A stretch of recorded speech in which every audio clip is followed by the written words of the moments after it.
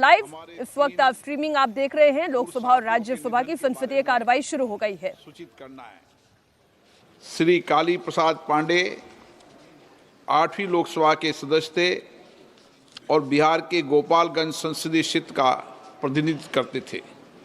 वे बिहार विधानसभा में भी सदस्य रहे। श्री काली प्रसाद पांडे का दिनांक 22 अगस्त 2025 को 78 वर्ष की आयु में दिल्ली में निधन हुआ।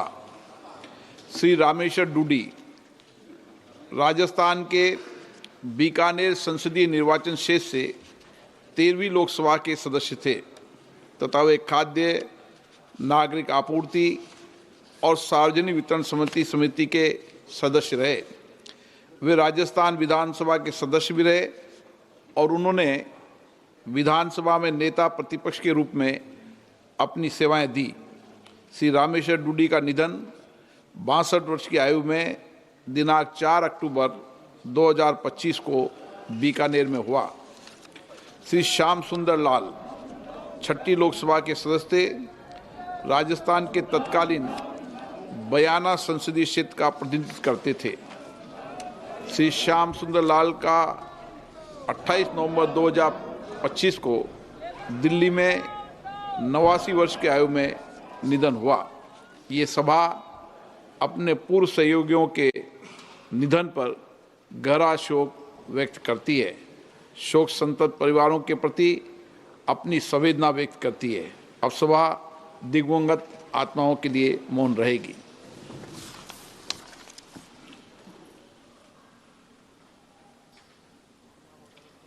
लीजिए, अब एक नई तस्वीर आपके सामने है। लोकसभा राज्यसभा की संसदीय कार्रवाई तो चल ही रही है, लेकिन इस बीच नए श्रम कानून के खिलाफ संसद में प्रोटेस्ट हो रहा है। और ये जो नए श्रम कानून के खिलाफ संसद में प्रोटेस्ट हो रहा है, संसद परिसर में विपक्षी सांसद इस प्रोटेस्ट में शामिल हुए हैं। इसमें सोनिया गांधी, मल्लिकार्जुन खड़गे इन तस्वीरों में दिखाई देंगे। मैं अपनी पीसीआर टीम से ये निवेदन करूंगी, इस तरह तस्वीरें हमारे दर्शकों के सामने रखें। नए श्रम कानून के खिलाफ अब प्रोटेस्ट हो रहा है। पहले कल स्टॉप सर्च चल रहा था, स्टॉप वोट चोरी का बैनर था। आज एक नया बैनर है, no to corporate jungle raj, yes to labour justice. अब ये लेबर जस्टिस, नए श्रम कानून के खिलाफ ये प्रदर्शन किया जा रहा है। और इसमें जो नेता दिखाई दे रहे हैं आपके सामने हैं, सोनिया गांधी दिखाई दे रही हैं, मल्लिकार्जुन खड़गे दिखाई दे रहे हैं। तो पहले मुद्दा एफआईआर था, एफआईआर पर गतिरोध टूटा। चर्चा के लिए 9 दिसंबर 10 दिसंबर की तारीख तय हुई। तो अब नए लेबर लॉ को लेकर मांग है और ये प्रदर्शन है। No to corporate jungle raj, yes to labour justice, ये दिखाई दे रहा है। नए श्रम कानून के खिलाफ संसद में प्रोटेस्ट चल रहा है। जल्दी से रविंद्र जी, एक क्विक कमेंट, अब इस लॉ में क्या परेशानी आई? देखिए, इसका बहुत विरोध हो रहा है, पहले से ही हो रहा है। और जब ये चर्चा के स्तर पर था तब भी विरोध हुआ था। कानून तो पहले पारित हो गए थे, इससे जुड़े कुछ, क्योंकि कोड बना रहे हैं ना, तो कुछ कानून पहले पारित हो गए थे, कुछ जो अभी लेके आए हैं। तो इन पर कई तरह पर संशय है कि जो कानून है श्रमिकों के अधिकारों को कम करने वाले हैं और श्रमिकों का शोषण इससे बढ़ेगा और कॉरपोरेट जगत के जो बड़े कारोबारी हैं उनको इसका बेनिफिट होगा। इतने लंबे समय से देखिए, हम लोग धीरे धीरे देख रहे हैं, कोई भी सरकार हो, बीजेपी नहीं, इसके पूर्व की भी सरकारें हैं, उन्होंने भी लगातार ट्रेड यूनियंस को, लेबर लॉज को ऐसा सख्त बनाया है, ट्रेड यूनियंस को कमजोर किया है और श्रमिकों के अधिकारों को धीरे धीरे कम करती चली गई हैं। ये भी उसी की दिशा में जाता हुआ है। एक दौर में ट्रेड यूनियंस बड़ी मजबूत होती थी और अपने लोगों के अधिकारों के लिए लड़ती थी।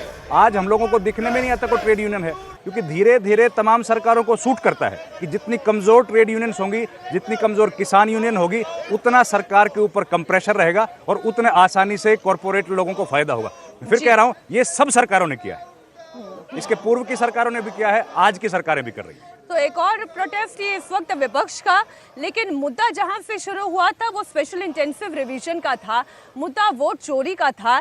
इस पर लगातार 2 दिनों से गतिरोध की स्थिति बनी हुई थी और अब ये डेडलॉक टूट गया है। एक सीज़फायर की सिचुएशन आ गई है, क्योंकि किरण रिजिजू जो कि संसदीय कार्य मंत्री हैं, वो विपक्ष को ये समझाने में कामयाब हो पाए कि सरकार भी एसआईआर को लेकर चर्चा करना चाहती है।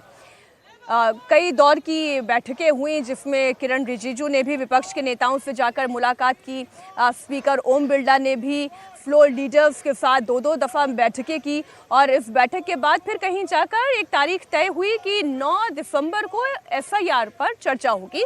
इसका नाम चुनाव सुधार होगा और वहीं इससे एक दिन पहले यानी कि सोमवार को वंदे मातरम के 150 वर्ष पूरे होने पर चर्चा होगी।